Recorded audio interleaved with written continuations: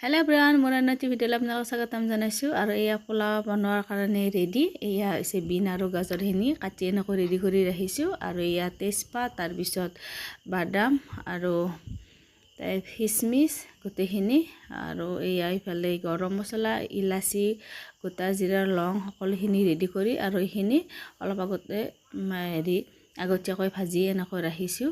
তাৰপিছত এয়া পোলাওৰ চাউলখিনি অলপমান ভিজাই ৰাখিছিলোঁ, ৰাখি এনেকৈ ধুই ৰাখি থৈ দিছোঁ। তাৰপিছত কুকাৰত তেলখিনি দি দিলোঁ। কুকাৰটো গৰম হোৱাৰ পিছত অৱশ্যে এইখিনি মই কিন্তু বনোৱা নাই, এইখিনি ভাগিনজনীয়ে বনাইছে। বাৰ ঘৰত যেতিয়া আছিলোঁ তাইয়ে এনেকৈ পোলাও বনাই খোৱালে, আৰু এইটো ভিডিঅ'টো আগৰে হয়। আৰু এইফালে তাই সকলোখিনি কুকাৰত দি দিলে। তেজপাত, পিঁয়াজ আৰু গৰম মছলাখিনি গোটেইখিনি অলপমান ভাজি, তাৰপিছত তাই বিনখিনি আৰু গাজৰখিনি দি দিলে। সেইখিনি আধা ভজা কৰি ধুই থোৱা চাউলখিনিও লগতে দি দিলে, আৰু গোটেইখিনি জোখমতে পানীও দি দিলে।